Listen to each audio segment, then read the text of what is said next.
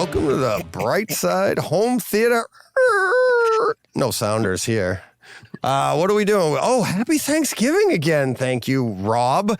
Last minute, Rob brings us in. If you listen to the audio only one, right in the room, I'm going to go around the room.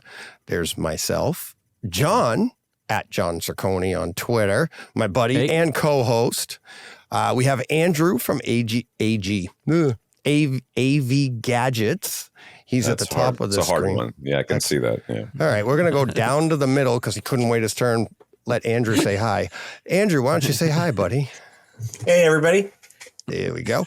Tom, you'll get your turn. Lee Overstreet on the bottom left corner at Tesla Lusa on Twitter. Most of the socials, yeah. There you go. Next to him in the middle square, we have Tom. If you don't know who he is, what are you listening to this show for? No. Host of AV Rant. And then the bottom right corner, we have my buddy, Rob H., AV Rant Podcast co-host. Rob, get rid of co-host. It's true, though. We're co-hosts. I know. Tom and I. You're a host. But yes, so Rob, thank you very much for putting this together, for grabbing us all together. Because for sure. Notice he called me his co-host when he introduced me, though. No, yeah. Don't worry. Because I'm a co-host. There's a hierarchy. Rob, I knows. see. Hey, well, you can do it. It's like Tom does have tenure. He's been here the longest out of any of us as far as podcasting goes. But I have to say, welcome back, everybody. It is our annual, happy that it is continued to be annual Thanksgiving podcast crossover event. This year, we are calling it Thankful across the podcast verse, because I'm just not that clever this year. I'm like, there was one really obvious multiverse title to use, so not gonna ignore it. That's what we're gonna take. Yeah, but last year's was really good. We kind of fell into that one, the everything everywhere all worked. At once. We're going to have to see what comes out next year. There's going to be something. I don't think the third Spider-Verse movie is going to make it next year anymore. I think they had to delay that thing into 2025. So fingers crossed there'll be another multiverse. But missing the HT guys once again this year. It just doesn't work out as far as schedules and all that go. That's how it happens sometimes. And, it's like get into what we're a third of the way through November already as we're recording this. Tried to get it in the can ahead of time, but that's just how it goes. So our best wishes to Ara and Braden over there, but we're happy to welcome in here. We're happy to welcome Andrew in last year, and he's here again with us from AV Gadgets. And then John, your co-host over there at Brightside Home Theater Podcast, haven't talked to you on AV Rant before. So to our audience, there's a chance you're new. We have a lot of listeners who cross over between our two podcasts, but we can't count on a certainty that it's literally everybody. So John, for our AV Rant listeners, why don't you introduce yourself a little? And then, as is tradition for every new guest on AV Rant, we have to know what gear is in your home theater. It is an absolute must. It's a must. All right. Well, like you said, glad to be here. My name is John. I started with DJ as co-host of the Brightside Chat podcast, and then moved over here with him and Steve to Brightside Home Theater. So that's the extent of my podcasting credentials. Works for us. But yeah, as far as gear goes, so I don't have a traditional, I don't have a dedicated home theater in my home at this point. I'm running everything out of my living room. And when you see some of the gear I have, you'll realize how much I appreciate my wife for letting me do this. So I run the AWOL 3500 ultra short throw projector paired with 123 inch Elite screens, which is on the wall in my living room, as I said. I run for video source. I run for movie source. I run the Panasonic UB820 Blu-ray player. I have a Denon AVRX 6500 for my AVR, and that's paired with the Emotiva BassX A3 for my LCR speakers. Okay. So yeah, I get a little bit of power in there. Speakers, Tom's on board. He's just like, living room setup, got to have that separate amp. Yeah, have to.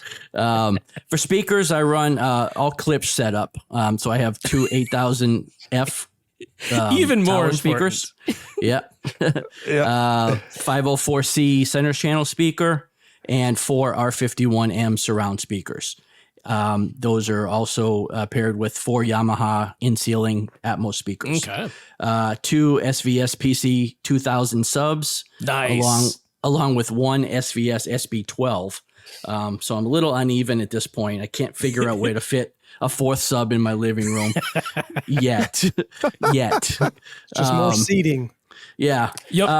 More cylinders, you can sit on them eventually. You just John's lay one of them the down. few Exactly. people. John's one of the few people that like we all talk about like open floor plans and trying to even out the bass.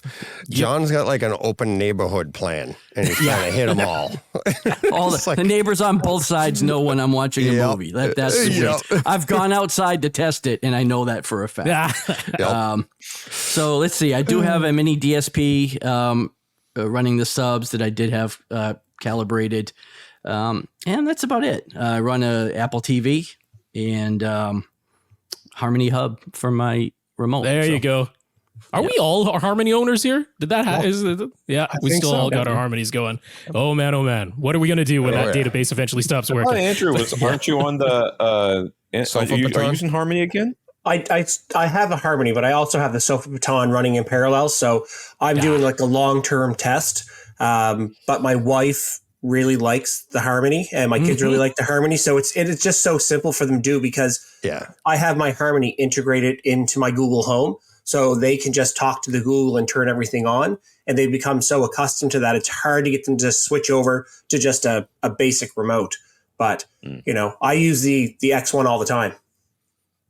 Yeah. I mean, none of us are getting rid of those Harmonies just yet. So, look, before we get into our traditional what we're thankful for and everything, I mean, we haven't had this group together in a while. We got to catch up just a little bit. I want to come to DJ first because just how the heck are you? Have you like managed to get your sleep pattern back in check? Because it wasn't that long ago you did a wild. If you're listening to this on Thanksgiving, it was like I don't know 2/3 of a month ago, but it did a wild entire 25-hour-long marathon podcast. So are you okay, DJ? That's what we really need to know. Yeah, it's funny when you started to ask, like when you just said, I want to go to DJ. How you doing? I'm like, we just talked the other day. What do you mean? But it's recording time. I know. We must pretend. I'm sorry. Yes, I am doing great. It was fun. And yes, I'm doing great. Thank you for asking. And Lee, how the heck are you? You've been like shockingly quiet down there in that bottom corner as I'm looking at you on my screen. I have to remind myself, remember, I have a radio background, so I'm always like, let people talk, let people talk, let people talk. Yes, we're so formal around here. Well, I know, but I will just yammer on and on. But I'm fine. I mean, it's a little bit of a stress giving instead of Thanksgiving around here. My dad's still in the hospital, and that's kind of that's a bit of a downer. He's not doing great. But other than that, I am quite thankful that I'm fine. My wife is fine. Everybody else around me. So there's a lot of bright points too. I mean, nothing's going terrible in my life. So, Okay. Right. You hang in there. Nice. Oh, yeah. Tom, it's a surprise that we're seeing you on video during this because hopefully, fingers crossed, by the time Thanksgiving actually rolls around, you'll be able to like be back in your theater full time. But we're happy to see you video form. But there is, so you're seeing me on a terrible camera at a terrible angle because I'm just kind of shoved up in the corner of my home theater. That's my bathroom door. But I do get a little piece of artwork there. Andrew's wife painted that. So, that's those are beautiful. That's a nice little. I put it up a little bit so you can see that. Yeah, for anyone who might not know. Yes, my house was slightly flooded during the last hurricane that rolled through Florida, and there's like 2.5 feet of drywall cut out of this room from like about half the room, and everything's shoved into a corner. So, as far as I know, on Friday, we're signing the last of the paperwork, and then we have to wait maybe for permits. I don't know why we would need permits just to put things back the way they were, but there might be some permits required, and then we've already made all the decisions and paid all the money, so we're just waiting for them to start. So hopefully by Thanksgiving, I'll have a home theater again. Yes, indeed. Fingers crossed. And wasn't that your goal last year, Rob? Yeah, Weren't you the same way. You were trying to beat we Thanksgiving can last commiserate. year, right? Yeah, mine wasn't a natural disaster. Mine was a man-made caused disaster with a drain pipe that got burst. But yeah, we can commiserate similar situations getting kicked out of our theaters due to water being where it should not be. No. Water's very, very useful and necessary, but not inside of a home theater on the furniture and the floor. But Andrew, just round us out here. How the heck are you? And hopefully you've got something you can be thankful for this year as well. Well, I'm thankful that all of the stuff that befell Canada and my particular province missed me. We had wildfires in the spring, which took out, a number of houses in the surrounding area. And then we had torrential rain, unprecedented rainfall for our area. And we had flooding. Again, luckily, it all missed me.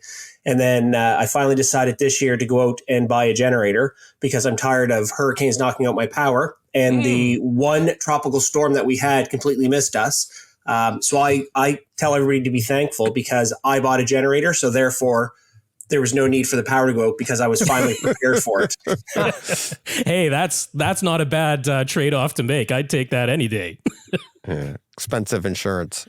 No Because it'll kidding. never get used. So I guess I should just say, I'm quite thankful that I think everything with my family and that has held quite steady this year. Got aunts who are elderly now and need a little bit of extra care. Everybody's settled in, gotten into a routine and all that. So very thankful for that. Just having that sort of stability is a big deal. So that's really nice. So. Glad. I mean, most of all, we're glad we can all get together here. We're always thankful for that. Kind of tremendous with everything that's going on. We're able to carve out a little bit of time and have some fun, talk about home theater in a crossover type of way. So why don't we dig right on into that? We're going to start up with separating out, over at AV Gadgets, Andrew and Tom, they're doing quite a few product reviews and taking care of the hardware side of things. I mean, they take care of every aspect of home theater writing over there, but we do have the hardware side of things as a particular forte. So we're going to start with the hardware we're thankful for, not necessarily something that we own or even necessarily intend on buying ourselves, but just what happened this year in hardware that we're thankful to have seen in the home theater space there. So Andrew, I'll start with you. What's on your list that you're thankful for hardware wise? Well, one of the things I'm really thankful for is the NVIDIA Shield and the fact that it keeps getting updates year after year. And even the original two, the 2015, 2017, they're still receiving updates from NVIDIA.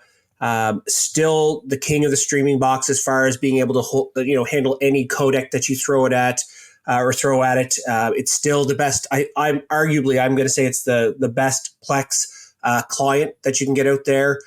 For pass-through, for Atmos, for DTSX.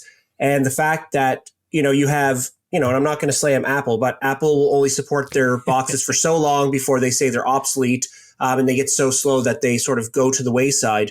And you have a company that, people are clamoring. If you read any of the forums, people are saying, when's the next NVIDIA coming out? And they're willing to throw down the $250 Canadian, probably $200 American for that thing without question. And I'm one of them. As soon as it comes out, I'll be buying it. So I'm thankful that you have companies that are still willing to support their hardware for such a long period of time, especially for home theater nerds, because that's an integral part of a lot of people's setups when they get into Atmos and object-based surround, because it's the only one that does it really, really well comparatively, to the rest of the boxes.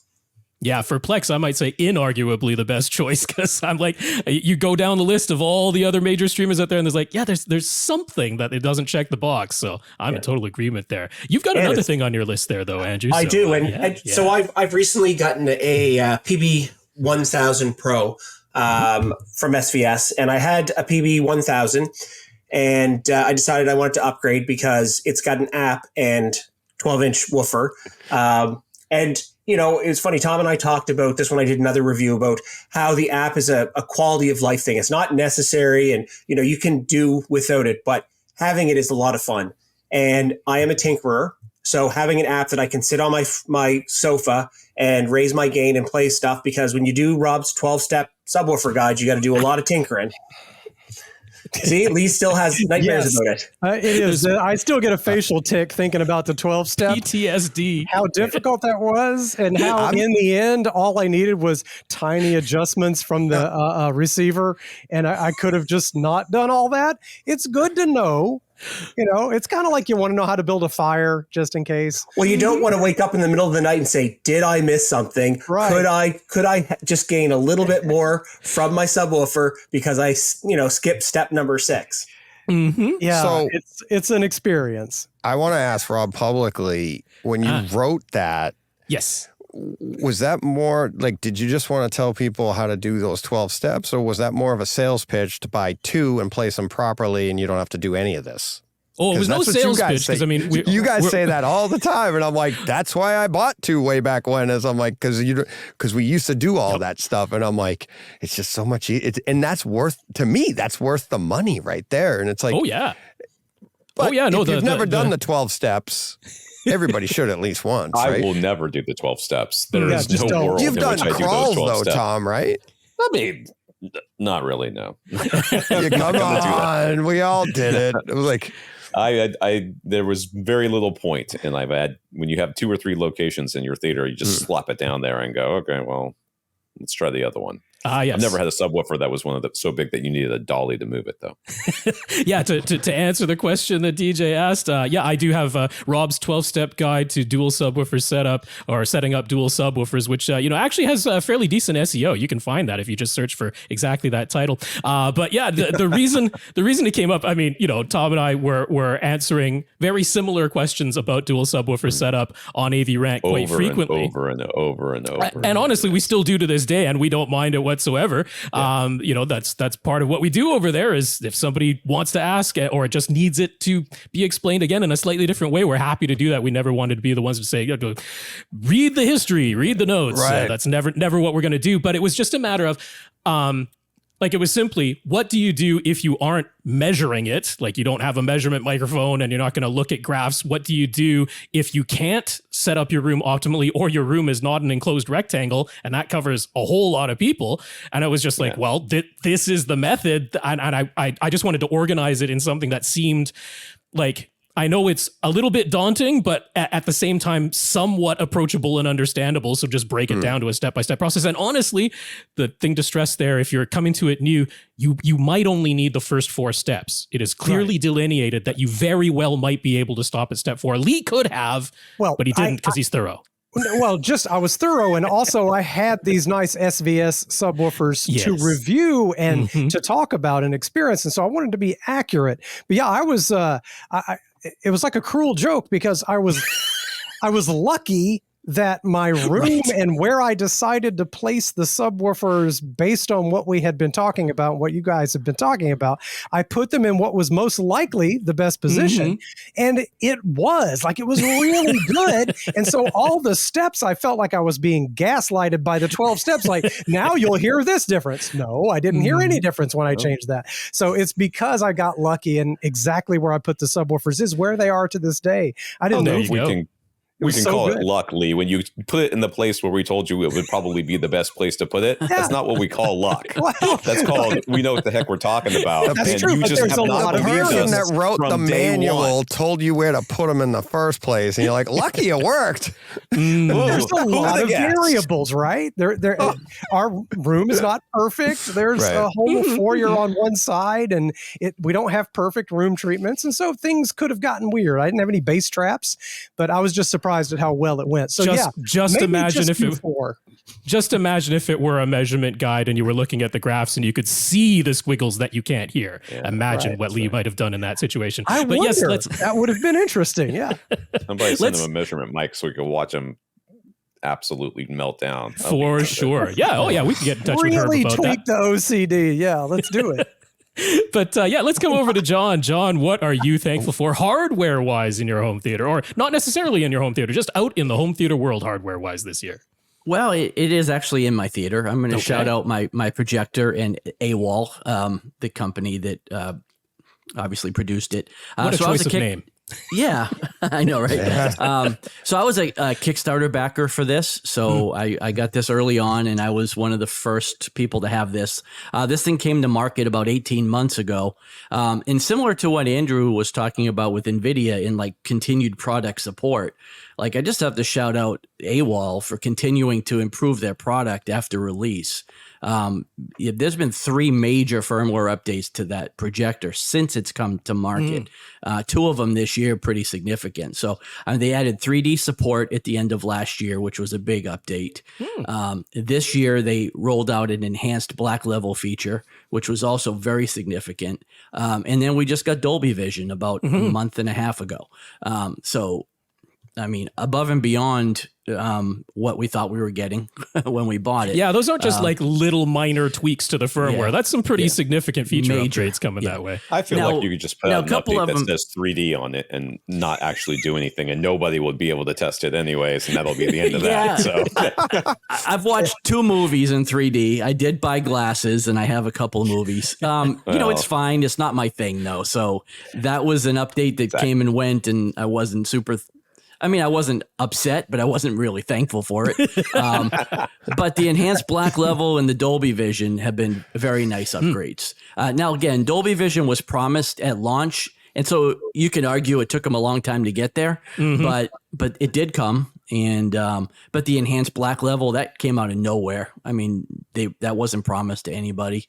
It was just something they developed, and I think it's great. And I don't know what they're going to continue to do, but it's been really as good. long as you can be faster than Yamaha on delivering on a promised feature, you're winning the race there. That's a very slow race. That's a very low bar to clear. Yeah. Well, again, 18 months for Dolby. 18 months was a long time to wait for certification. 18 months. Yeah. That's light speed in Yamaha time. Yeah. You did a lot of research too, John, right? Like before you even did. I actually had getting into that idea. I was a backer for the Vava Chroma first, and that's the one I was going to go with. And then I stumbled upon the AWOL, and luckily was able. The only way I was able to get out of the Vava Chroma is that they didn't meet their dates for release. I mean, they were super late. Nobody on Kickstarter ever does. They didn't, but it was enough. It was enough that I was able to get a refund for that before they shipped it. And I was able to put the money towards the AWOL. And actually, the thing that swung it for me was the promise of the Dolby Vision. And, because it was a little bit higher price point, but, it looked like a better machine. And so that's what I ended up with. I'm glad they eventually did come through. That is good. Yeah, they did. So let's swing on over to DJ up there. If we're watching the video version up in the top left corner. What's going on hardware-wise that you're thankful for this year, DJ? I'm going to go with my SVS speakers. Upgrading this year and switching over to SVS was a lot more. Would you switch from? My NHTs. Yeah. I had the C series, and then no slouch. No. And that, Rob, that's what shocked me is that, from my understanding ahead of time, and what I knew was like NHT is a really good speaker. Basically, the sales pitch that you hear or everything you hear about SVS is what I heard about NHT back in the 90s. And whenever I said, like anybody would tell me, including you guys, right? And be like, I wrote into you guys before I had a podcast and I said, I'm thinking of getting an upgrade here. And one of them was, well, you're starting off with NHTs. So it's going to be hard. You're looking for something neutral. It's going to be hard to do anything in that price range. And then I think Tom, you said RBH. And it was like, it was a significant price difference, but that's where you're going to hear the difference, right? So with that mindset, I've had my NHTs I've been into the NHT universe for 20 something years. And getting the SVSs, I knew I'm going to the new theater and the new house. So I'm like, I'm going to try this new thing. And well, I bought the front stage and they were sitting outside my theater and one of my speakers, my NHT speakers kind of crapped out. It tore. So I had to do a switch really quickly, and I didn't want to. I was going to do a comparison with everything and do it all right, and have fun and hear the differences. Well, I had to do the switch because I got a podcast to do, boys. You know, you got content to make. Yep. And so I did the switch, and just the front stage alone, I was blown away at the difference. That should be the most significant, to be fair, because if all you did was swap out your surround backs. Well, we'll get to that in a second. Okay. Now, to be fair, I already had two PB 2000s, and I'd had those for years in my room, centered front and rear appropriately, just so Tom doesn't get mad at me. Not stacked in the corner. I don't care if you have bad sound. It's completely up to you. So yeah, just changing out the front stage I went to SVS Ultra's bookshelves and Ultra Center, and went to my Andrew, my boy over there on the other end of the line here, other way. Went to Star Wars, New Hope, and John in the middle with all his Star Wars gear there. But went to Star Wars A New Hope as my first demo, and the horns, the drums, everything, the higher frequencies were just the details that I was hearing in this, 1977 remastered multiple times to make people angry track was awesome. Right. And then I start going through my other stuff, my Terminator stuff that I do. And then I go into modern stuff like Maverick, and I'm seeing, and this is stuff I've heard over and over at that point. And I couldn't do an AB, but how much brighter, and I hate to say that because I know SVS is a more neutral sounding speaker, but it was just the clarity that I was getting out of these. And then it's that effect. I've never gone in this direction where I've added subs to my room before where everything seems to get clearer because you're taking the weight away from those speakers. My bass sounded better because and the other reason is, the SVS Ultras are rear ported. So I had a concern there because mine are kind of in a cabinet. And so I called SVS and I went through the help desk, the service, and they were like, oh, you shouldn't have a problem. I described my cabinets and everything. I have sound treatments in the cabinets, and they're fairly large. And he goes, look, most people are putting these things into entertainment centers, or they're putting them right up against a wall. You're going to be fine. And I also suggested what my idea was. I'm like, I've crossed these things over now at 100 hertz so that I wouldn't, to help with any bloating that you might get out of that rear. And he goes, you might not even have to do that. Try it, whatever. So I crossed over at 100, never looked back. It's absolutely amazing. Then I added, because I was so blown away, I was like, I got to finish the room off. And I added the rest of the room, and the clarity you got and the separate, like, it brought the room to another level. Even your wife noticed from the kitchen, right? No. Oh, no. It's all same to her. She's like, the floor's vibrating, crap's moving. Sorry. Yeah, we have that. I did not design the room appropriately for soundproofing back in 2001. I don't think they even had like all the soundproofing stuff that we can use today. But the only thing I can think, and now that you guys are sitting here, meaning Tom, Rob, and Lee, and Andrew, I got all AV Rant sitting right here. The only thing I could think is SVS is probably still considered a neutral speaker, but they're just hitting those frequencies a little bit better.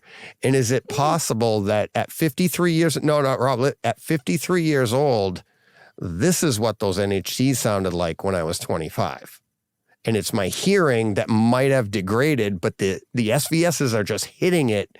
They're allowing me to hear those frequencies better. You went to the Ultras, which are a pretty pricey speaker, and they might have a more extension, better transient response. I mean, you could be hearing some things. There could be some significant differences between them. I mean, there's also going to be the psychological aspect of just trying out something new and really listening more than you were really listening before. That happens a lot. So and doing the that setup AV factor can never overlook the positioning factor, because I mean, there's guaranteed to be some subtle change to that. Because not only that, but then you rerun Odyssey. Odyssey is going to be a little bit different. You know, there's or whatever your room. Oh, should I have rerun Odyssey? The same. And download it. Well, I mean, honestly, if DJ going from NHT speakers to SVS speakers and you're noticing a difference that you consider that worthwhile, we better not introduce you to, like, I don't know, Revel Performa BEs like Focal, you know, upper end Focals, or like Ascends LX speakers. It's going to drive you mad. No, it won't. It won't. I am going to. My idea was to demo, and one of them was Focal and Kef. I was going to same price range. All right. And I want to demo, and I am going to do that. I'll bring them in. And I even bought all the gear to do like the AB quickly with the speakers. And so I want to be able to push a button, switch from one speaker to the next, and then set my scenes up. So I have that all set up, and I do still want to do that. And a listener actually had a good idea. I think it was Johnny Speakers, if I remember right. And he's like, see if you can demo a pair for your front stage that's like $2,000 a speaker, but it's supposed to be neutral, and see what you hear. Like, how different is that? Even though you're not going to keep it, because I can't afford that, right? But just to maybe learn the difference. And my guess is it would be like a literal, like, that's where we're getting into diminishing returns. And I've had people in my room that heard the NHTs, and some people that haven't heard them, and come in and go, well, you're done. What are you demoing anything for? This is amazing, right? And I'm like, well, I do like the toy, but I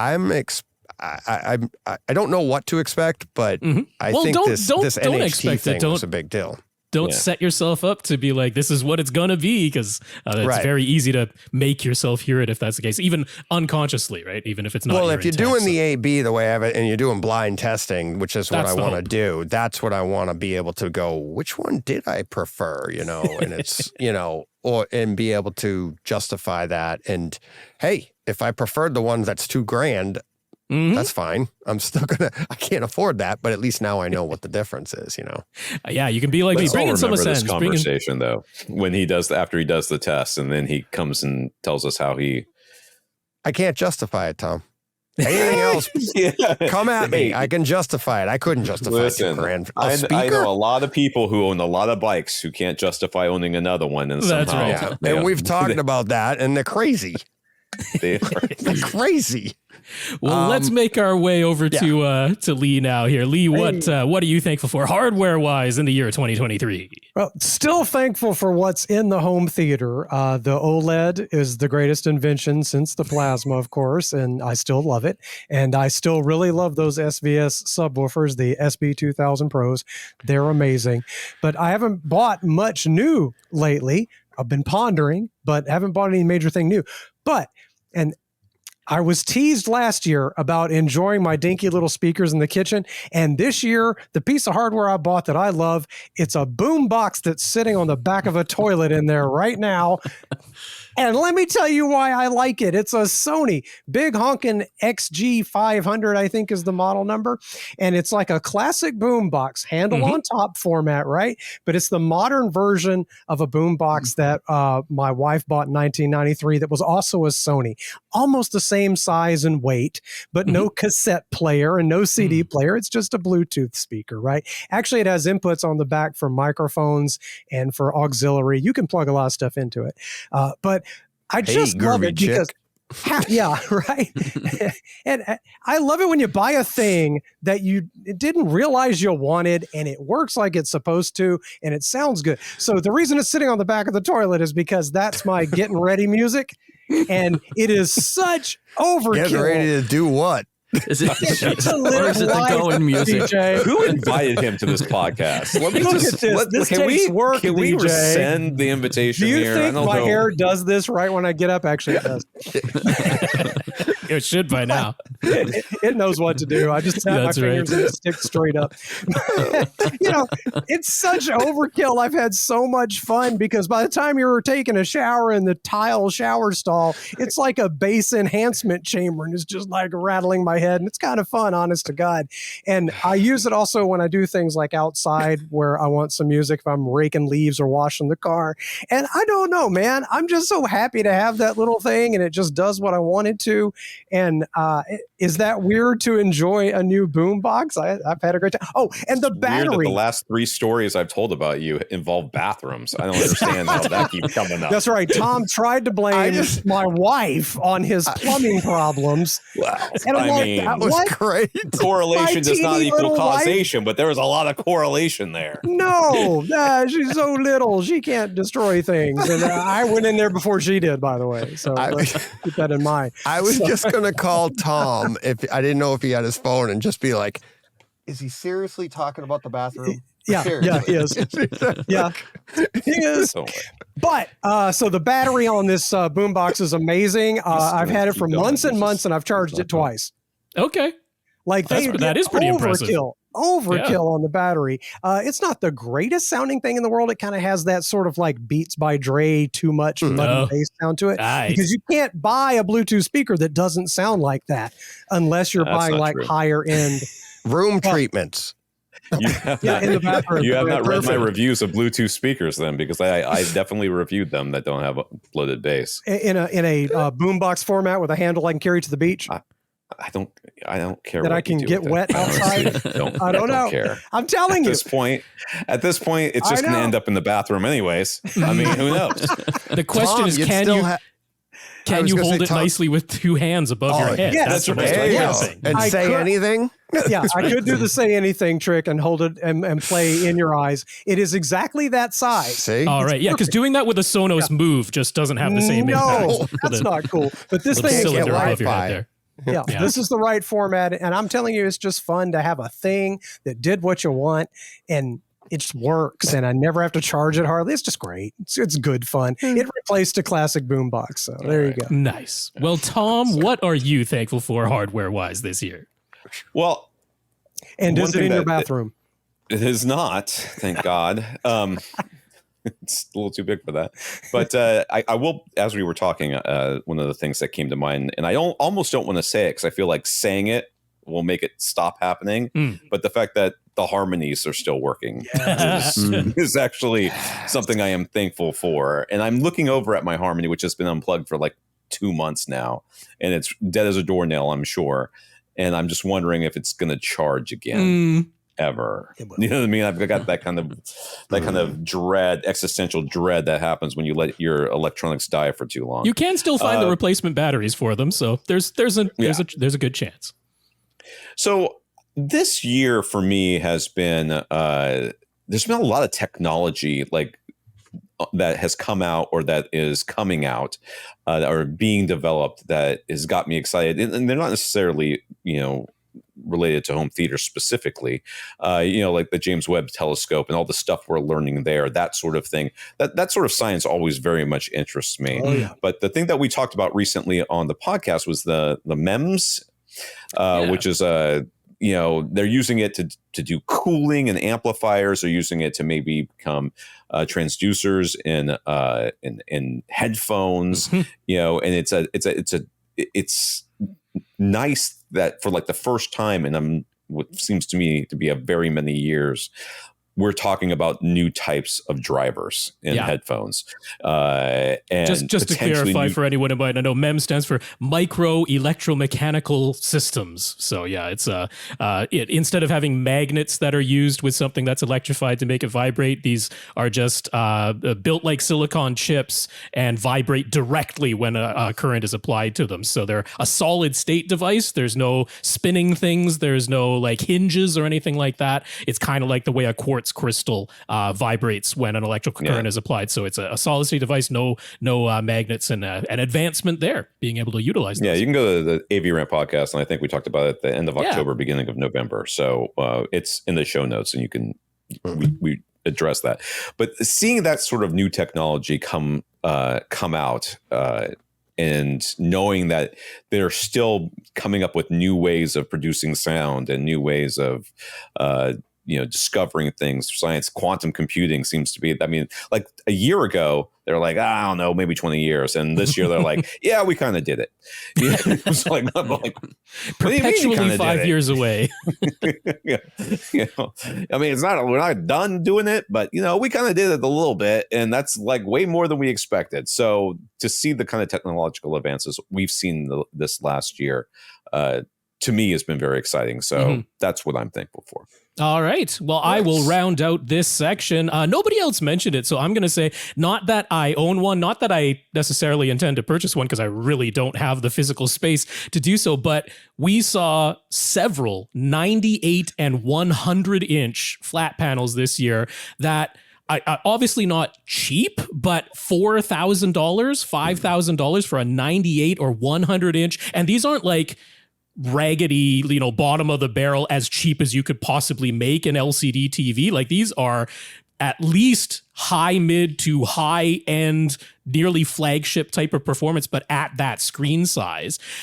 These commonly, those were $15,000, $20,000 like a couple of years ago. Seeing those come down to like, you can just go buy one for like $4,000. That is, that means there's a real question. If you need like 100-inch screen size, like, do you go with a projector, or you do spend like $4,000 or $5,000 for a flat panel? And in most situations, I'm going to go flat panel when that's the case. So I'm thankful to see that price come down. That's a huge advancement in my opinion. And the other one is over in OLED land. LG brought out that G3 series this year with the micro lens array. Panasonic is using it in some of their models too.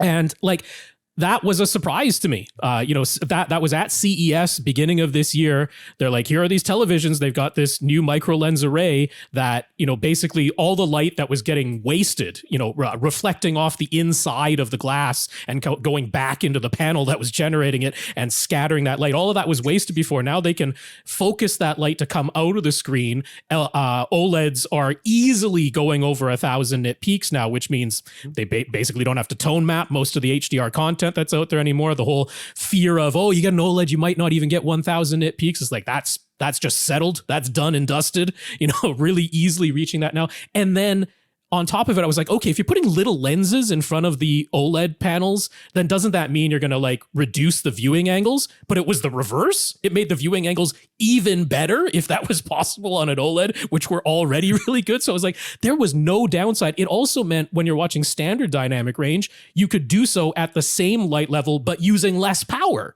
So, I mean, there's like, it was just all positives. And even though it was only in the flagship series from LG, like guaranteed that's coming to their most popular C series. I think in 2024 is my guess. I have no knowledge of this. My speculation is it will. If not, then definitely by 2025. And, Samsung is going to add it to their quantum dot OLEDs without question. I can't see how they wouldn't at this point. It's just so tremendously successful. So yeah, I had no inkling that was even coming. There were no hints in 2022 that was even a thing on the horizon that was going to happen. And here it is in a product you can buy. And I think that was pretty tremendous. So gigantic TVs are defying everything. Like inflation is not applying to gigantic TVs. You're right. I don't understand. I made the mistake of looking at the next size up from our OLED just out of curiosity. And I was like, that's it? That's all it costs? But what should we maybe? No, it's not out of the question, is it? 77-inch. I looked at the 77, and the B level, B classification was like $1,800 or $1,900. I'm like, hang on a second. Yep, it's crazy. And you get a $400 TV, covers half a wall. If you absolutely, home theater really is. Home theater really is. I don't want to say it's inflation proof, but the tech comes back down to us. Right. So it's like, we'll see it really expensive. And like everything Rob's talking about, like he said, it's like even a few years ago was $15,000, $20,000, but a few years before that was $50,000, $100,000. And you were like, exactly. Or it didn't exist. And then it eventually comes down to us. So it's like, it seems like it's inflation proof, but it's not. It's just new tech is outclassing it. So that we get the benefit of that. Yeah, that rate of coming down is increasing. Like it stuff will come out at $3,000, and it's like the next year it's $1,500. Like how? It's just in the big TV. They're out of ideas though. It used to be like, you know what I mean? No, seriously. Like it used to be like we had SD, 1080p, then 4K. Now we're at 4K. They tried 8K on us. Really not working. So it's like, they seem to be pulling back on that. You know what? I'm do? kind of thankful for that too. I'm kind of thankful they aren't actually just going full steam with 8K no matter what the market says. There is some response to the market. They're like, you know what? 8K just really isn't selling. But that is the market. That's what I mean. It's like what the market said was, we don't want this. No, but I'm glad they actually they're actually listening and responding to they that. They upgraded from 1080p to 4K. I went, that looks the same.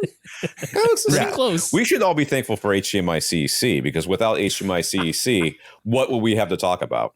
What would our podcast be about in home theater? Yeah, that's true. Well, let's keep this rolling right along here. And, we have the representation. We don't have all the hosts from Brightside Home Theater Podcast because we just ran out of space on this little video chat of ours. But that pretty much is the only reason. We would have been happy to have Steve here along with us. But Brightside Home Theater, all about the sights, the sound, the scenes. We have to talk about what we're thankful for content-wise, and this is stuff that we've experienced this year. It didn't necessarily come out this year, but something that we're thankful for on the, do we call it software side, content side, whatever it is, stuff we were watching and enjoyed. The experience side. There you go, said it, the buddy. experience side. Yeah. There you go. So why don't we come on back to Andrew? Haven't heard your voice in a while, Andrew. So what are you thankful for experience-wise? So I'm actually going to go with a video game. And I don't play a ton of video games, but every once in a while I'll pick one up.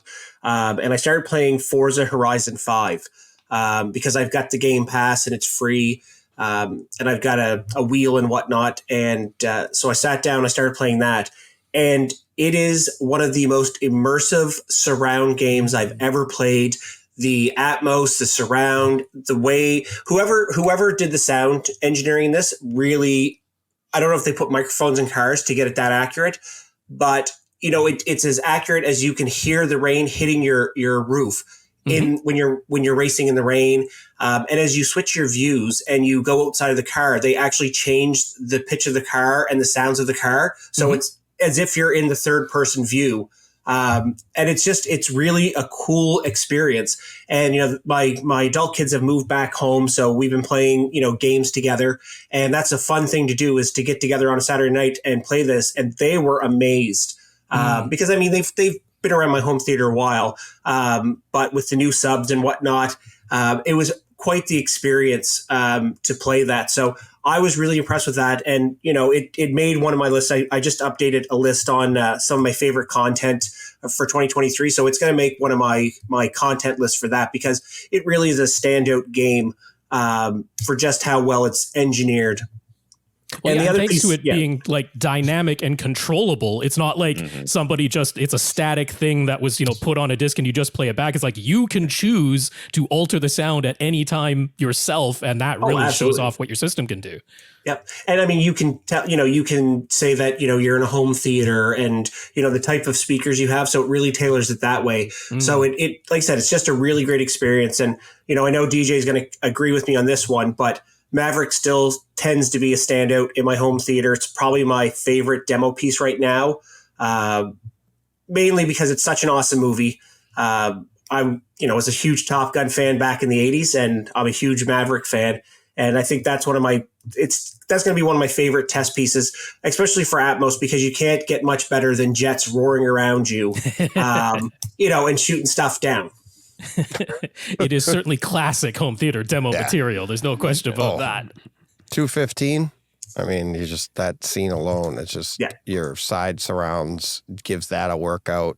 When he does a couple rolls, it goes over your head. I mean, it's just that one scene off the top of my head. Just and I mean, I've always said this. You can have a big flashy display or whatever the case may be in your home theater, but when your seats start to rumble, that's when people that's what bass is. And it's funny because I had a fellow over and he was talking about his subwoofers and things like that, and the best he's ever had was a 27 hertz Klipsch.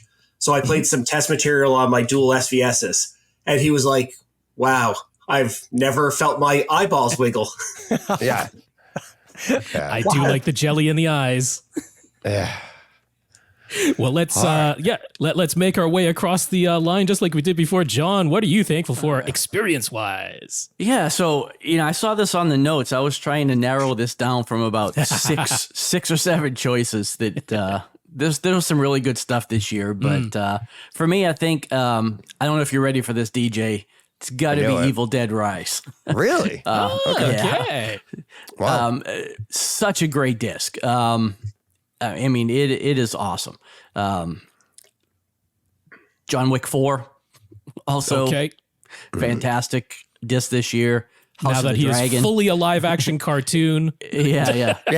Yeah, I mean, the movie itself was a little over the, I mean, they're all over the top, but I mean, this one was really, really over the top. But I mean, as far as the home theater experience, it's like how John Wick has had the same sort of, arc as the Fast and Furious movies, where the first one, they were like, we're going to use all practical effects. And the last one, they're like, we're going to space in number 5. Out of a cannon. Yeah, that's right. Yeah. Right. Yeah.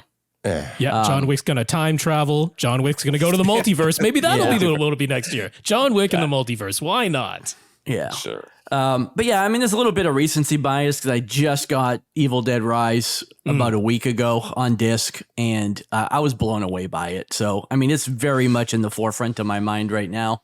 So that's definitely going to be it. All right. For me. Yeah. DJ, how about yourself? You've got oodles, and you just talked about it for like ages and ages and ages, but why not regale us with maybe one or two of your top picks?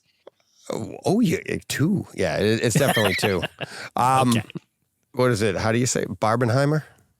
Okay. Definitely. Yes. I mean, that weekend, just out of it's like, was that marketing? Like, did they do that on purpose? Was it a matter of there were people saying one of them ought to move before it became a beneficial thing to both movies. Yeah. Right. But not only that, the movies themselves, and I know we just talked about it, well, now a few weeks ago, but Barbie is literally, it's a story about how everything is more than its stereotype. And the irony is how many people aren't seeing it because they think they know what the movie's about. So it's like you have that play, but then you also have a little of that going on with Oppenheimer in the story. Like, I've had many people come up to me after Oppenheimer in the theater and going, wasn't what I thought it was going to be. I thought there'd be more explosions. I'm like, it's history. Like, there were only 2 of them. And it was like, well, 3 There's to be fair. There's a lot of math that comes before the boom. So but the actual main story of Oppenheimer, I thought both of these movies, the story part, and that's what I'm starting with here, is the story part is what makes these movies amazing and poignant at this time in the world. And what I loved about Oppenheimer is you have a lot of people walking around going, it's never been like this in the world for whatever reason. But then you see Oppenheimer and the entire movie is telling you that this has all happened before and it's all going to happen again because it all comes back around. It's like literally the opening of Oppenheimer is the ending of Oppenheimer, and they show you how it all came to, like, this is going to happen. And it is Christopher Nolan. He must tell things out of chronological order, but yes. No. But but it actually wasn't. It's like that. I don't want to spoil it for anybody because I know a lot of people are waiting to see it at home. And by the time this audio comes out, we will have it at home. And I'm expecting this to be my choice of the year because, I mean, if nothing else, we know Nolan. I mean, he's never put out a crappy home theater experience. Yeah. So it is going to be 5.1 though, so I'm keenly interested in that one particular scene to see how the center height speaker that was used in the IMAX mix, how that gets brought to the home theater. That just on a purely technical level, I'm very curious. Well, our rooms are smaller, so I'm got to imagine you can mix that. Much like Tom loves his Phantom Center. Why can't we do that too? So and we all use up mixing and stuff. So, but I've already seen Barbie at home, and that is, I mean, it is a great home theater experience. It really is. Yeah. That's one that like you're happy to have the big screen and the good environment and the excellent sound. Yeah. It is worth it. I would say the sound on that one, it's in the music. the bass notes in all the music is just, it's very tactile. For as much as, but appropriately so. It's not over the top, but it is very tactile, and it's like more so than I've experienced in other movies this year.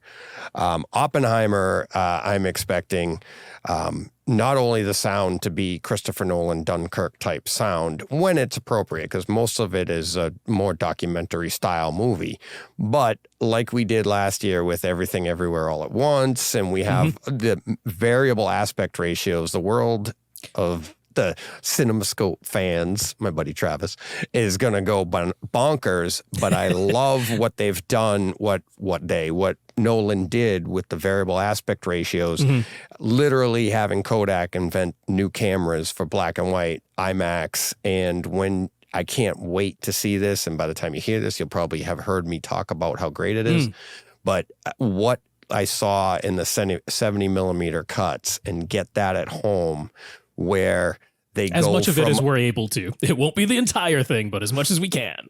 Right. But like what I'm talking about is like how pristine the picture was when he went to this certain cut. And then there were other cuts in the movie. Like all of a sudden they go back to a regular, it's not an IMAX black and white scene, but there was like extra film grain, of course. But then there was also like, it was a dirty piece of film. Like there was dirt on the film. Like you'd see a piece of lint on like Robert Downey Jr.'s nose. Sure. Right? Now, was that like for that documentary effect, but then when they went to the IMAX enhanced version and it was pristine, is that part of the story to show you here's what we're trying, there's a reason we went clean and perfect. So there's a lot to this story, much like there's a lot to the story. There's a lot to how he told the story. To me, this is multiple viewings in your home theater to be able to pull all that out if you're into that type of thing. Yeah, it's worth a buy for sure. Absolutely. Yeah. So, Sight unseen. Barbenheimer. All right. Why not? It was the most popular thing this summer. Lee, how about yourself? What's the experience that stands out for you this year? Oh, the series for sure that stands out is Last of Us.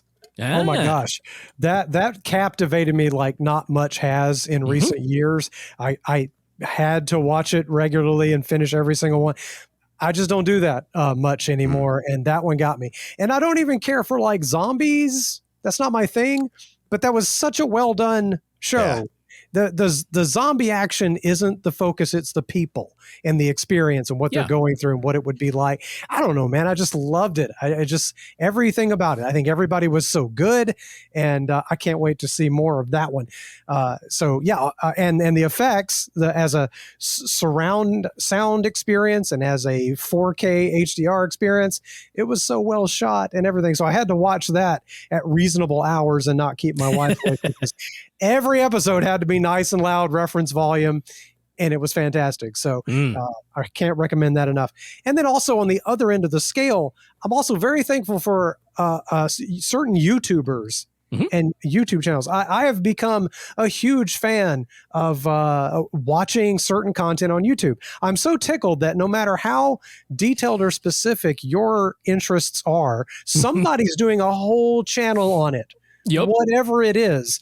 And if you're careful with how you interact with the algorithm, it'll introduce you to the right stuff. And you will find ever more. In fact, it's gotten to the point where I found YouTubers doing stuff about like old electronics and electronic electric cars, space stuff. Tom mentioned the James Webb Space Telescope. So I have to be careful because YouTube has guided me to people who are doing like hour-and-a-half long videos, and you can't watch so many of those, right? Oh no. Our podcasts, how could we ever watch something an hour and a half long? But imagine if there were a bunch of these and they were all this good, right? So, let's all realize that Lee discovered boom boxes and YouTube this year. In case anybody's wondering what Lee did this year, boom boxes and YouTube. Yeah, that's right. You asked what I was thinking. Welcome to 2001. I'm going to tell you that limited content in the bathroom, Tom. I guess so. It's so much fun in the bathroom. Wait till we get to the last one and it's comic strips on the toilet paper behind you. But here we go. One more content thing I'm thankful for is Thursday Night Football on Amazon Prime.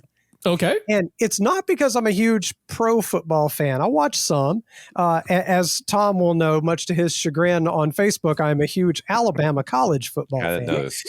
I blocked you. Have you noticed? I might mention the games here and there. No. And the reason I'm so thankful for that is because they are, honest to God, setting the standard for the picture and sound quality of how football games should look. And I get so sick of the college games look terrible, if I'm being honest. Like You most should of stop them watching them for sure. definitely can. And protest. But like ESPN's in 720p, and by the time you take out all their bottom graphics for all the gamblers looking at all the scores across the nation, and then the score of your game, and then other little things, there's barely, it's like standard def, and the bit rate is always terrible. The compression is always terrible on football games. CBS, I don't know if this is true across the country, but CBS here is awful looking. Like football games do not look as good as the experimental stage of HD looked a dozen years ago. Right. It has gotten worse. And so to see like, I think the Amazon Prime Thursday Night Football is in HDR, right? It looks so good. It's that high bit rate without all the movement's so good. That's so important in a sporting event. So I'm thankful for that. And I want all the other networks, especially ESPN, to start doing that. Or it would be nice if, as an NFL fan, you didn't need a spreadsheet to figure out which game is on which service and which availability. If there was just one place you could go for all the games, that would be kind of nice. But that must be awful. At least for Alabama football, it's going to be ESPN or CBS. One of They're doing the same ESPNs. thing in the NHL too. You know that, Rob. They're all doing that. I'm like, where? Oh man, I want more sports in HDR and surround sound like that. So good. Yeah, for sure. So, Tom, what are you thankful for experience-wise this year?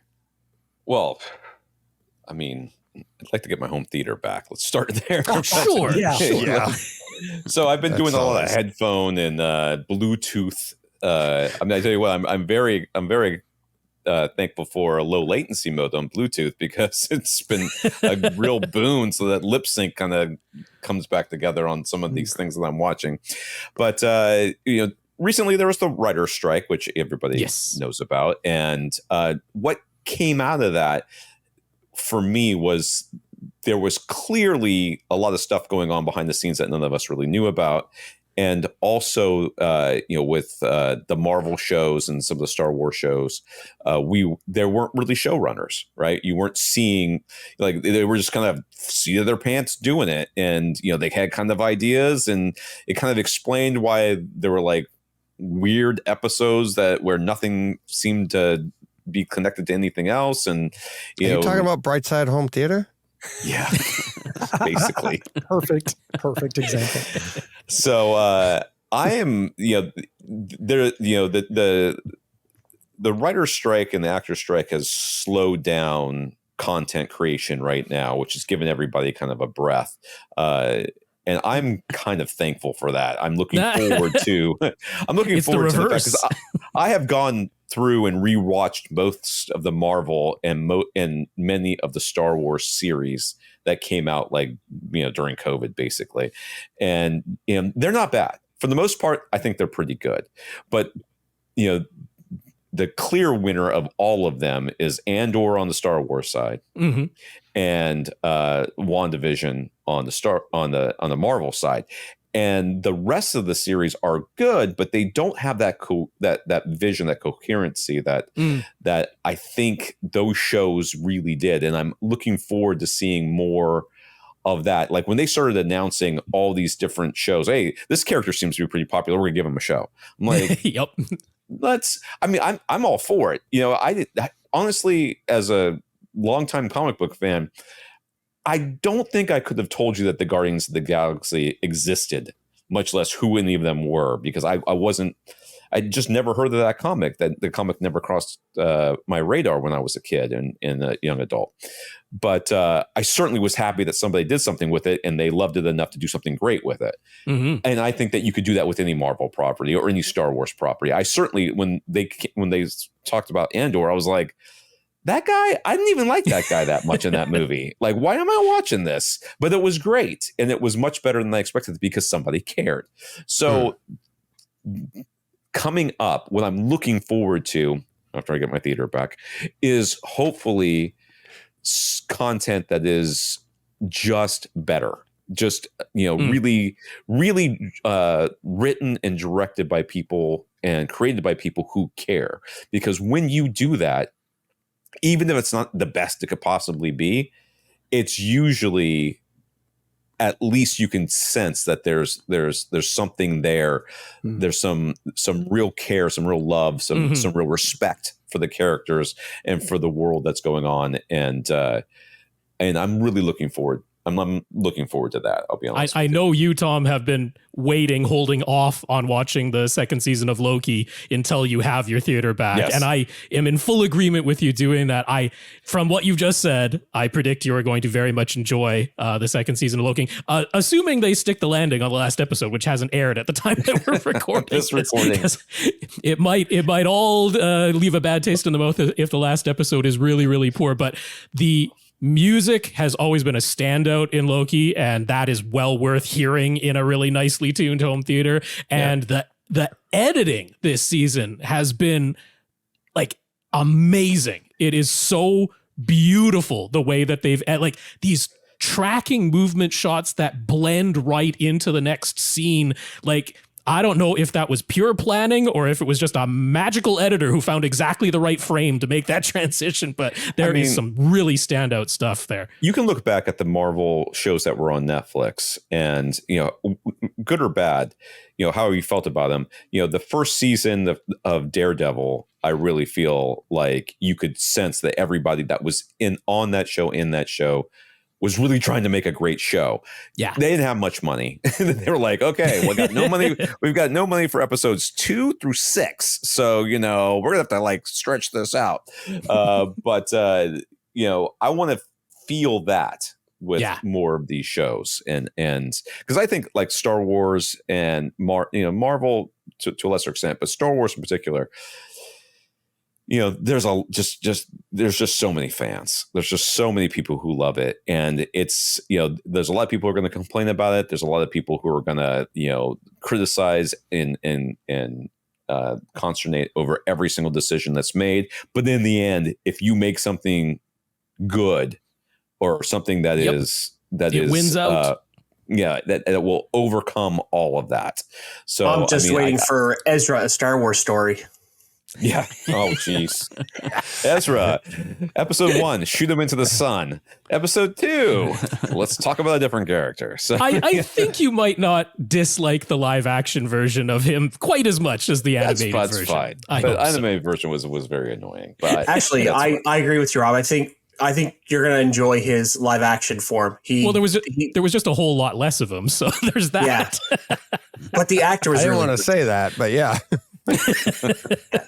So I'll wrap up this section of the podcast here with my picks for the experience. Now, this is a movie that came out in 2022, but it was new to me. I didn't watch it until this year, and I had to remark on it, which is Pearl, which I know is not going to be like, oh, blockbuster expected one. It's, a horror film or ostensibly a horror film. But I was absolutely blown away by this movie. It's the favorite thing I've watched this year. And look, I adored Barbie this year, and I really appreciated Oppenheimer, and there's multiple series that I really enjoyed, but Pearl just surprised me in how much I loved it. And it's not some kind of home theater bravado like experience that way.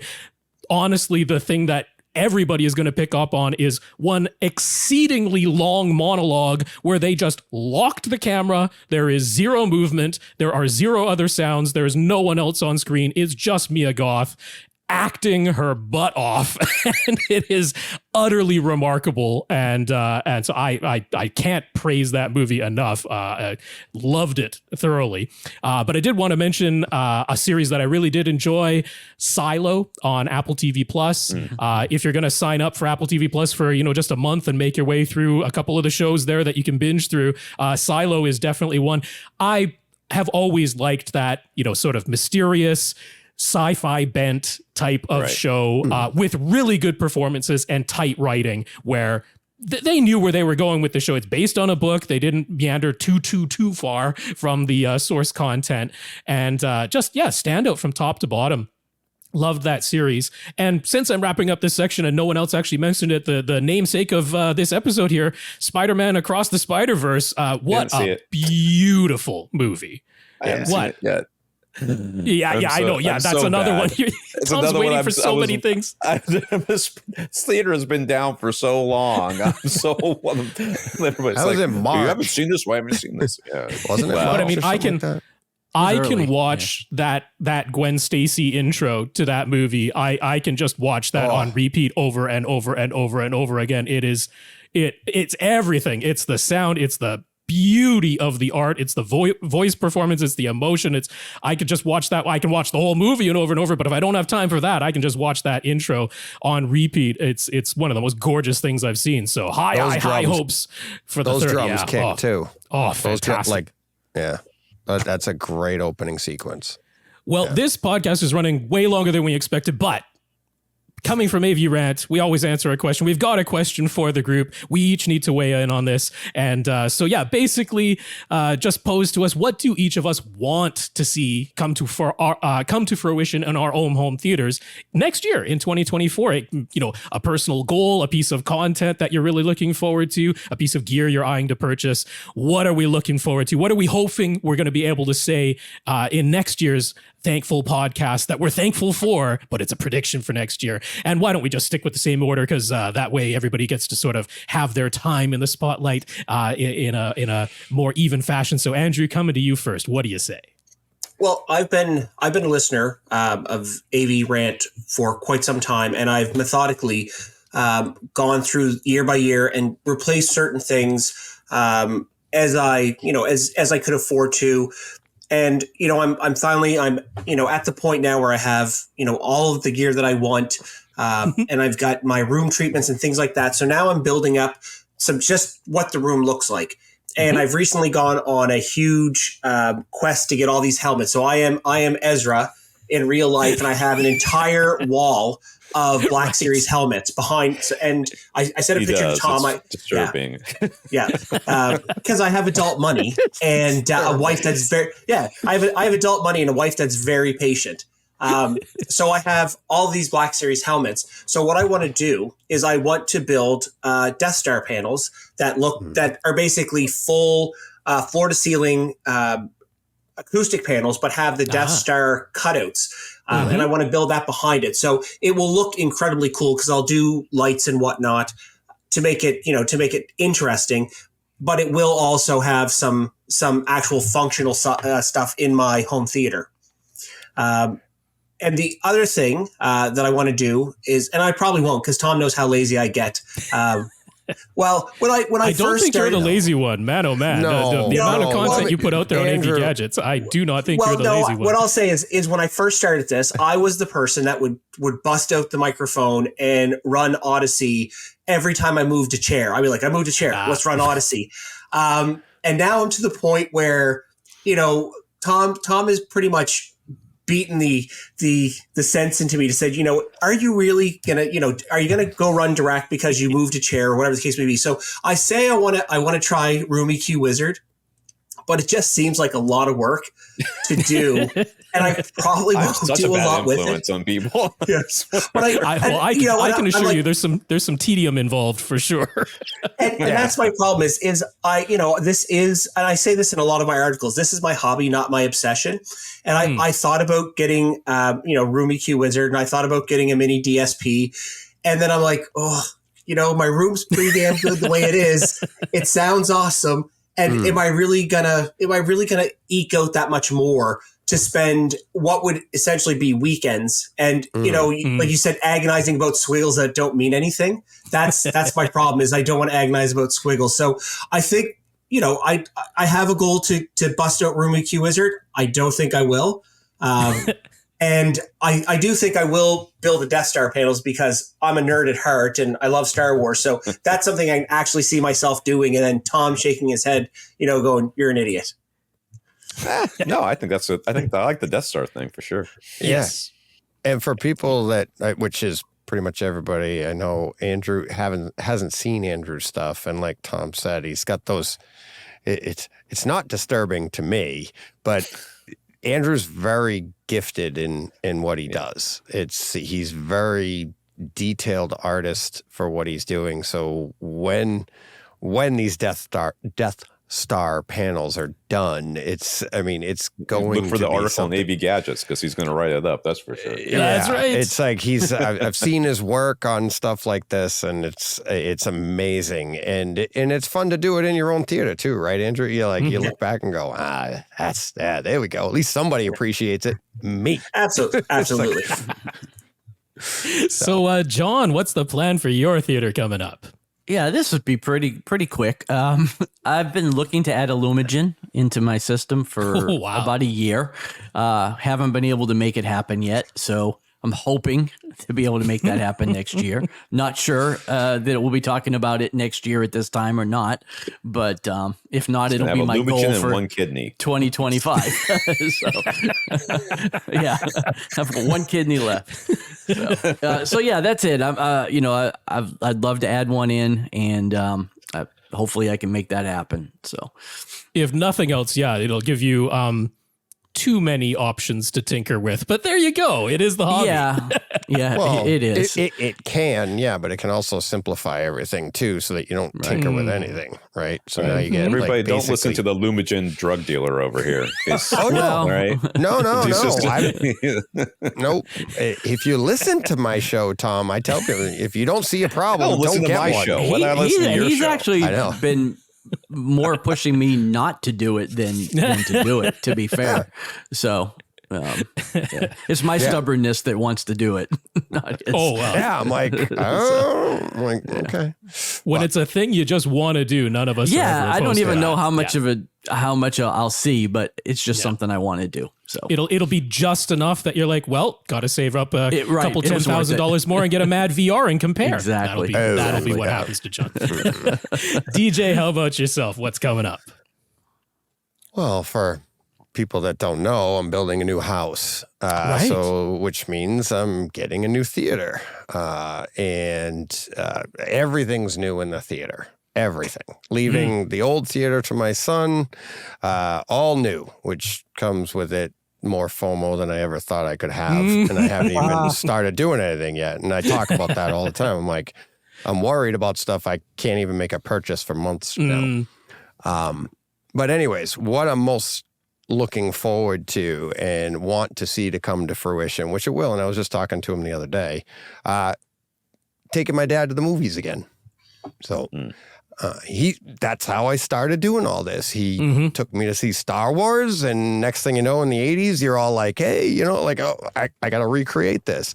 So him and I were just talking the other day, and he's like, it's kind of embarrassing, but he just saw the 3 John Wick movies, so he thought he'd call me. And he's like, I just saw those 3 John Wick movies. I was like, oh my God, where you been? But he's like, they were amazing. And it's like, so, but he didn't really see a lot of movies. He doesn't really take in a lot of movies. But when he does take in something he likes, like The Last Boy Scout, he loved that movie. And that was one he called me about. We actually went to the movies together to see Gran Torino. We saw the Clint Eastwood. Yeah. So it's stuff like that. And then, of course, Star Wars. And the other one he took me to when I was a kid was Rambo First Blood Part 2. And to have my theater and just be like, Dad, come on down the stairs, because he's going to have his side of the house. And to be able to do all of these, like I bought Equalizer 3, and I told him this the other day. I go, I already have Equalizer 3. And I'm waiting to see it with you. And he goes, it's not out yet. I was like, Dad, you have no idea about our systems. I got it. Don't worry, buddy. I got it. But he's just, I can't wait for him to come down those stairs and just be able to, like I said, take my dad to the movies again. Liam Neeson movies. Jeez, he just can't wait. He loves all of these like action, fun, sarcastic people, or like, he just loves that stuff. And to be able to do that with my dad, That's what I'm looking forward to. I'm looking forward to hearing about it. So I've got my fingers crossed for you, man. Oh, I know it's coming. Well, Lee, let's come to you. What's on the horizon for your theater coming up? I doubt we will add any new hardware, but if you remember a few minutes ago, I was talking about how I made the mistake of looking at the prices of 77-inch OLEDs and found out they were not that expensive. And I've been thinking for a little while, it's like, oh, my speakers are awful old. And, those Yamahas I have the Yamahas from the year 2000. Yes, and you can see Tom already rolling his eyes about my 20-something-year-old Yamahas. But they're pretty darn good. I will buy those from you just so I could burn them in my front yard, just so I could set them on fire. I don't think I have the video to you on loop. Every video, every YouTube channel you go to will start with an ad from me targeted specifically just to you.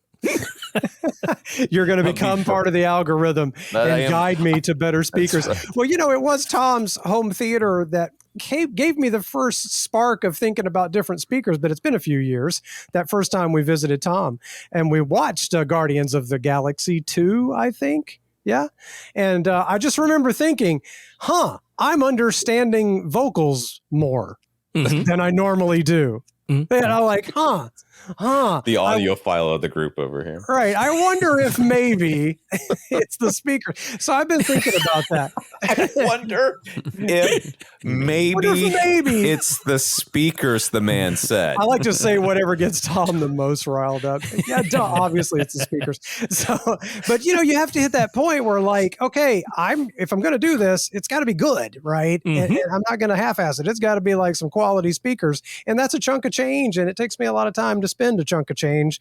And so, it's going to take a minute to think about. And also, I'd like to find a better way, and this is probably something I can talk to Rob about later, to play the video and audio that we have on our home computer network on the TV more easily. Because all I really have right now is I just plug my notebook in. And whatever my notebook can do. But I want something I need a little teensy computer. Yeah. I need Are we coming full circle on this podcast? Because we're back to NVIDIA Shields again. Yeah. Talk to Andrew about it. Hey, Andrew, guess who's getting an NVIDIA Shield? maybe that's what I need to do. Because that would be nice. Because I was talking to DJ on his Epic podcast recently about home videos. Not just old home videos that I've digitized from videotapes, but things I make on my phone. And there's just not a nice, easy way to get them on the good TV. I mean, you can, but it's some trouble, right? Yeah. But I need something that can integrate all that, the old videos, the recent videos, things I might download, all that. And so, some sort of Plex situation, some sort of NVIDIA Shield. But you get stuck in your ways, and I got my little notebook, and I plugged the notebook in. The man just discovered YouTube this year, so it's going to take him a little while to catch up to this. Dude, it's going to take me a while. I'm excited about my jam box on the toilet. So what can you say? You could download them all to YouTube and then just watch your own YouTube channel. Right. But that's a lot of effort. It really is. I've done a little bit of that. It's a lot of effort. And also just content-wise, I can't wait for more Last of Us and For All Mankind. So that'll get me back on Apple TV. Don't hold your breath on Last of Us in 2024, because it certainly does not seem like that's going to be able to make it next year. I think For All Mankind is Friday. So is it Friday? Oh, I might have to get Apple TV pick up. And I suppose the other thing I'd like to do in 2024 is stop paying for so many streaming services. Right. It's creeped up on us, and we have 5 or 6, and I'm like, okay, I can't watch that much content. Not when I'm watching my YouTubers for an hour every night. So something's got to give there, and I'll report back next year what we got rid of. Well, I mean, we know that Tom has one very, very obvious answer for hopes and plans coming up home theater-wise for 2024. But perhaps what else? A little more specific. Well, I'm actually really looking forward to reconfiguring this theater slightly. I mean, obviously the couch has to stay in the same location. The screen has to stay in the same location because I'm not moving all the speakers that have in-wall wires run and everything else. My wife she more likes orientation it's in right now, except that it's not practical. So and that is with the long way being the width instead of the depth. So I'm like, no, we just can't. Nah. Can't do that. We can't do that.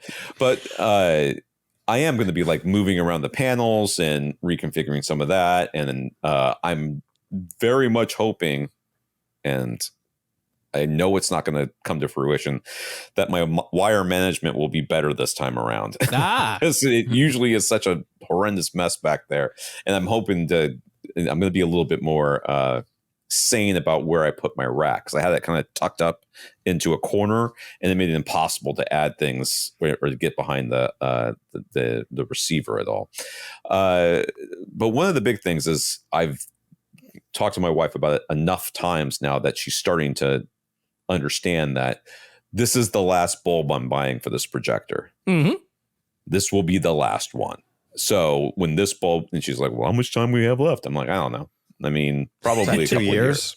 Yeah, you know, but I mean, I bought one a year ago or more. It might even be more than that. Was the last bulb I bought. So we've got some time left on this bulb, but not like a ton. But going back to what Rob was thankful for, these big screens are just so attractive. You know, just so attractive as far as their size now, or it's finally getting to the point. Because right now on my on the wall, like flush to the wall, it's 92-inch screen, Right. and it's plenty big enough. So it really, 77, 82 off the wall on a piece of furniture out a little bit into the room. Yeah, like an 83, 85 that's a foot or two closer to you is not pretty similar field of view. So, that's super attractive. And I'm looking forward to that. And will it happen this year? Maybe. It might. I'm certainly going to float the idea as we are doing this renovation and getting everything set up. And I'm like, it'd be nice since we got everything all tore up. Why don't we go ahead and put a flat screen in here? But giant OLED, do it.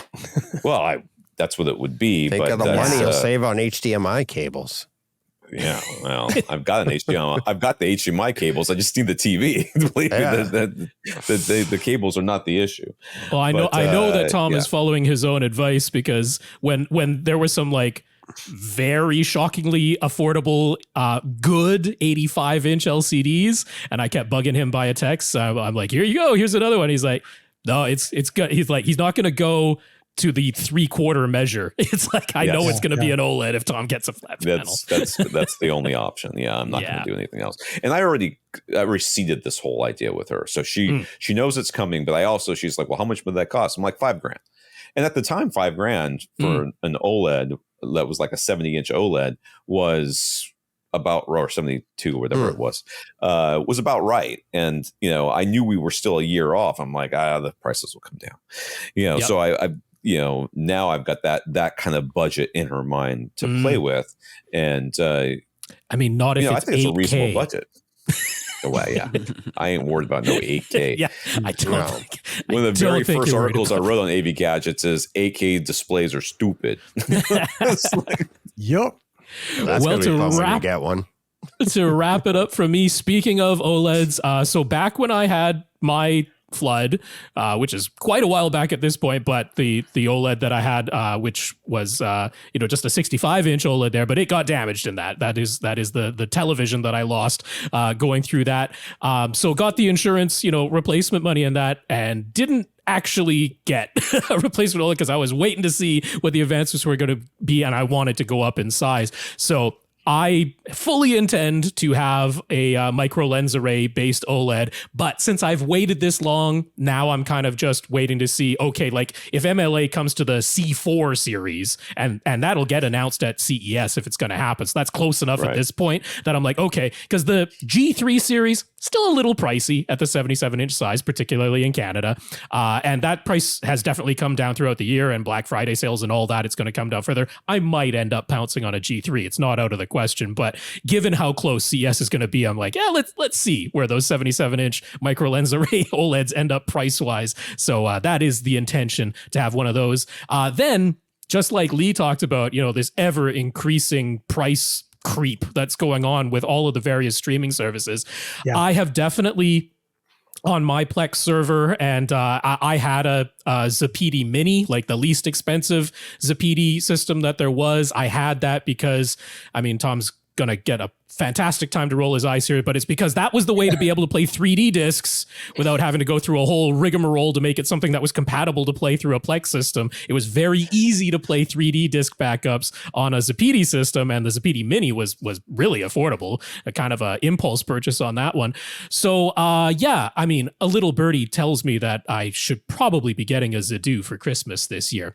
So that'll be the replacement to give me a way to keep playing all that. But I've basically let my at-home backup hard drive system kind of lapse. I haven't been keeping up with that too much because I really have been just sort of relying on the convenience of streaming. But the whole price increase and getting to the point where I'm like, yeah, I'm going to have to pick a couple of ones that I keep for the whole year, and then the other ones are going to be on a rotating basis where I'm canceling one a month and bringing in a different one. I've kind of gotten to that point. I'm like, okay, I should put a little effort back into my my own media server type of system that would probably be worth my while at this point. So that's the plan for the coming year, as far as I'm concerned. I am looking forward to Monarch, which is coming out this year. The whole Godzilla universe. I think that could be fun. I'm looking forward to that one as far as content goes.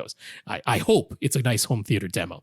So there we go. Yeah, look at us. We're going over an hour and a half, or I don't know if the recording. We talked a little while before we started recording this, but it's been a while on this call, and I think we have definitely done our due diligence in terms of our annual crossover thankful event this year. So big thank you, Andrew, John, DJ, Lee, and Tom. Thank you all for coming in and joining us and getting together this year. It's always a blast. Hope our listeners enjoy it across not just our two podcasts. Why can't it be everybody out there who hasn't even found us before? Everything. Come on in. Yes, everything across all multiverses. Absolutely. DJ, any last words you wanted to say here to wrap it all up?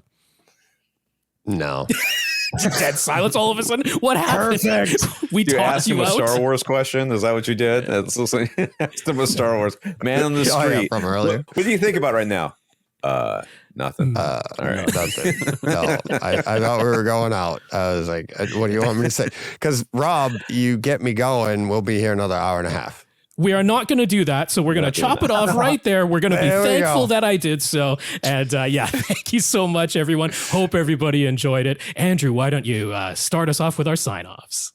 Now go push play. Go out and listen to something.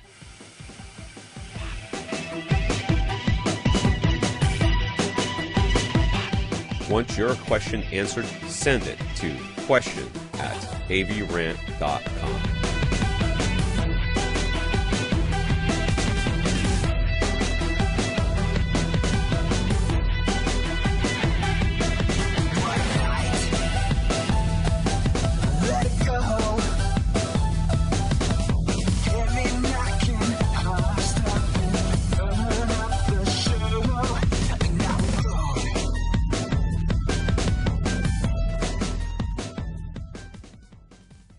This is AV Rant.